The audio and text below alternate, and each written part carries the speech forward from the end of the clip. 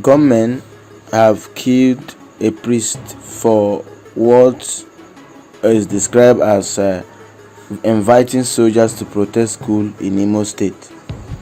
Emeka Merenu, a priest with the Church of Nigeria, Anglican Communion, has been killed by yet to be identified gunmen in Iheteukwa, Orsu local government area of Imo State. The man, who is known as Merenu, was shot in his parsonage in the early hours of Tuesday. A car belonging to the priest, who hails from Amorji Agbomori in Nkwerre local government area, was also set ablaze.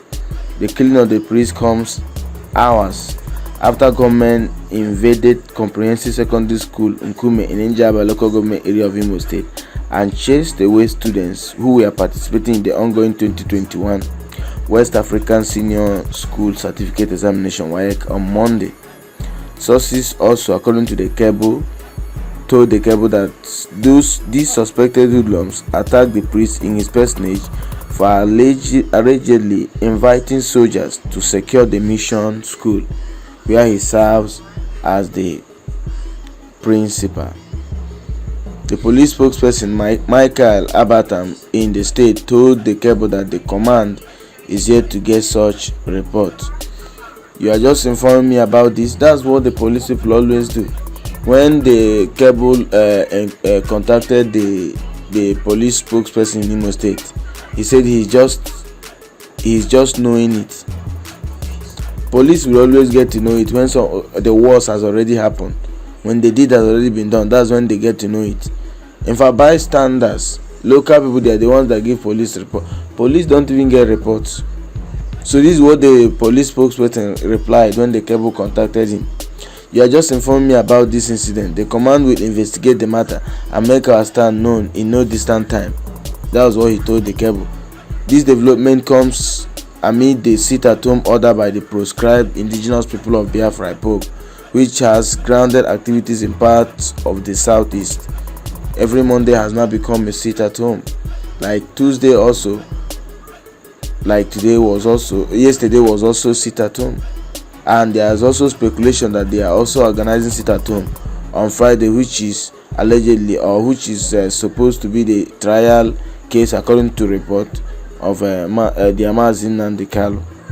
Some private school owners in Imo State had expressed concern that the sit-at-home orders had disrupted their scheduled resumption of school activities. IPOB had on July 30th ordered a sit-at-home in the southeast every Monday until Nandekalo, its leader, is released from the custody of the Department of State Security Service. Governor of Ebonyi State also claimed that the sit-at-home has cost the southeasterners 10 billion naira. That's what those in the southeast have lost for the sit-at-home they've been observing every Monday. But that's not what I'm talking about. What I'm talking about is the governors in the southeast that are ordering the citizens, the businessmen and women, to go about their businesses on this day that IPOB has declared to be a day of sit-at-home. Yes, the sit-at-home is not helping because it's crippling businesses and businessmen and women are losing a lot of money. But the governors, the leaders, should provide adequate security for these men that they are ordering. Like what Governor of Ebonyi State is telling the indigenes that if you did not open your shop, you'll be sanctioned. If you did not open your shop, you will lose your shop. Now, what do you think that will happen in a situation when these men and women who own these shops will open it and these unknown gunmen will come and kill them because they flouted the sit-at-home order? What will the government do about it? And there is no adequate security. You are not promising them, you are not promising that they are going to secure their places of business, places they do their business, and you are telling them to go about their businesses. They are not having their own guns, just like this unknown gunmen that will come out suddenly and start shooting people. Look at how these unknown gunmen, wicked people, just killed a priest of Anglican Communion because the man is the principal of a secondary school. Probably he must have heard how this unknown gunmen, drove the students that are writing their West African Examination Council WAEC, how they drove them out of the examination hall and set their motorbikes ablaze.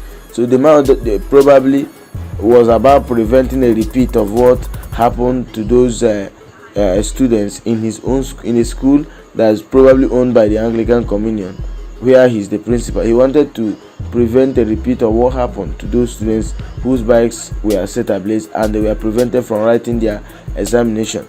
Now the man was killed. He was killed. So when the police spokesperson was contacted, he's saying he's just knowing about it. When will they be able to get the information of an incident that is about to happen before it actually happens, and they prevent it? So this is how the country has turned into. And Iheteukwa, who did not hide her annoyance, said that it's not just to ask people to go. She posted on her Instagram page, and of course she's she's indirectly calling out the governors in the southeast that are telling people to go about their businesses, but without security, without adequate security, without protecting the people, the lives and properties of the people. See, it's not just to ask people to go about their business. Now look at these children. If you go to her page, you watch the video, you see the children running out of the examination hall, and one woman who is supposed to be maybe a supervisor or invigilator of the exam was also running. You look at she said, now look at these children you asked to come out for exams, running out of their school. Was there any security to secure these students? There was none. Now, if anything had happened to any of them, the same people will only say sorry to their family. In fact, I blame the parents that allowed their children to go through this. I always like telling my friends this: it's only someone who is alive that lives to tell the story. When you die, people will tell the story of you. People will talk about you, how you died, how you were killed. So it's better to be safe than sorry. According to Iheteukwa, she's blaming the parents of the students who allowed their students or their children to go out on this day that IPOB have declared their sit at home, or declared their sit at home to go and write exam. What if they had been killed? Would they be resurrected again? Will the government bring them back to life? Now, those that lost their motorbikes, those that had their motorbikes set ablaze, what will the government or the governor do about the governor of Imo State? What is he going to do about it? Is he going to buy new bikes for them? So this is what we are talking about. It's not just about telling the citizen, telling businessmen and women, go about your businesses. If you lock your shop, you can't yourself, you're going to lose your shop. What will happen to the lives and properties of these people you are ordering to continue or to flout IPOB sit at home? Yes, sit at home is not helping the region. Businessmen and women are losing a lot of money, but the government must promise the businessmen and women, the citizens, that they are going to protect them. You could at least station policemen and soldiers here and there in those strategic places, soft spots where this unknown government could attack the people, so that they will not be afraid of their lives. They will not in the fear of not losing their shops or not being sanctioned by the government and lose their own life in the process. Life does not have duplicate. Someone who loses his property could in the future get the property back, but once you are dead, you are dead.